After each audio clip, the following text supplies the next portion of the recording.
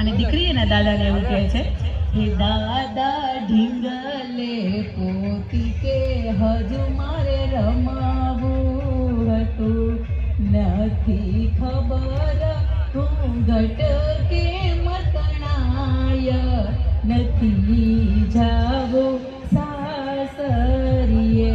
અને અંતિમ લાઈનની અંદર દીકરી છેલ્લી એના બાપને એવું કહે છે કે દાદા, હે દાદા તમારે આંગણીએ હજુ જીવવું હતું, નથી ખબર ફરી ક્યારે મળાય, નથી જાવું સાસરીએ.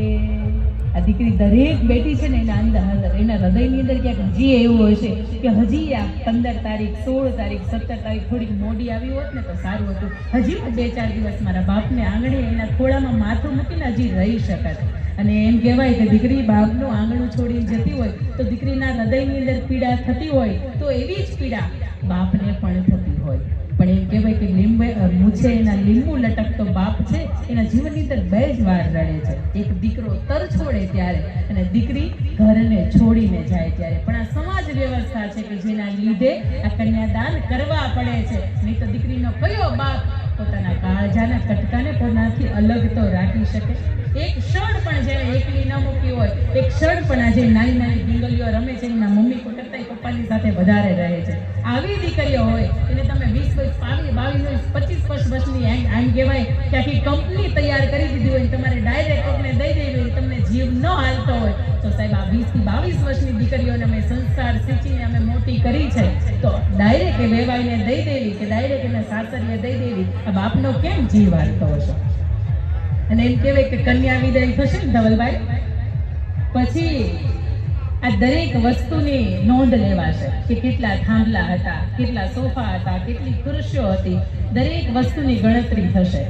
પણ એક ખારો સવાલ, મારી દીકરી ક્યાં, મારી લાડકવાઈ ક્યાં? અને જ્યારે આ માંડવાનો પક્ષ કરે જશે ને ત્યારે સૌથી પહેલા તો આંગણીઓ પૂછશે, એનાથી આગળ આવશે તો પાણીયારું પૂછશે, એનાથી આગળ આવશે તો ચપ્પલનો ઘોડો હોય ને એ પણ પૂછશે, એનાથી આગળ જશે ને તો દીકરી પોતાની વસ્તુ રાખતી હતી, પોતાની કબાટ તૈયાર કરતી હતી, પોતાના કપડાં રાખતી હતી, એ કબાટ પૂછશે, એનાથી આગળ જશે ને તો દીકરીના એક પણ ખૂણો એવો નહીં હોય કે જ્યાં દીકરીની યાદ નહીં ભરી હોય, આ દરેક ખૂણા પૂછશે કે આ મારી લાડકવાઈ, મારી દીકરીને તમે ક્યાં મૂકીને આવ્યા છો?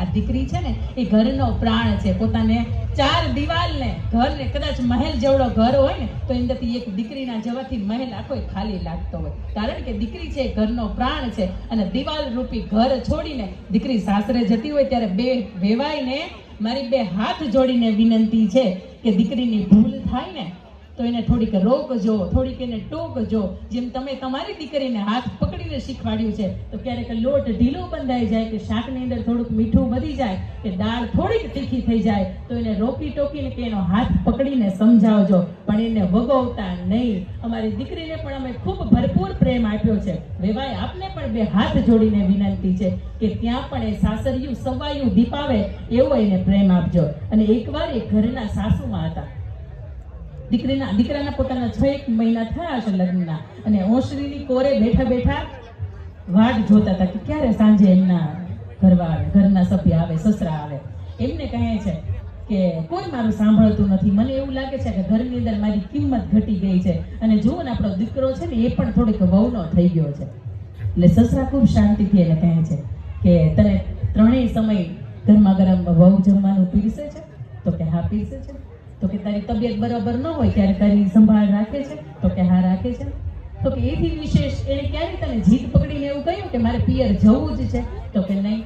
ભલા માણસ, એ આપણી વહુ હતી, 6 મહિનાની અંદર એ આખી આપણી થઈ ગઈ છે, તો આપણો દીકરો કદાચ 6 મહિનાની અંદર એને અડધો જ થયો છે, તો એ સવાઈ વાત છે ને કે દીકરાની વહુ પુત્ર વધુ આ બધું જ નવું હતું, અને તેમ છતાં કે 6 મહિનાની અંદર આખી આપણી થઈ ગઈ તો આપણો દીકરો તો 6 મહિનાની અંદર ખાલી અડધો જ થયો છે.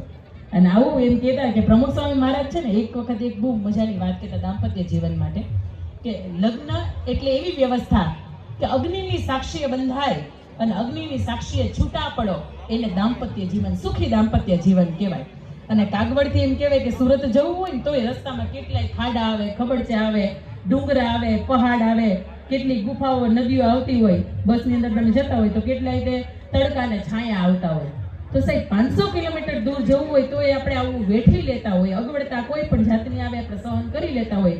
તો આખું દાંપત્ય જીવન, આજથી દીકરી મટીને પુત્રવધુ બનવાની છે, તો દાંપત્ય જીવનની અંદર આવું બધું જ આવશે. પણ એ પ્રતિકૂળ સંજોગોની અંદર અનુકૂળ સંજોગો તમે ઊભા કરી શકો તો એમ કહેવાય કે એ દાંપત્ય જીવન છે.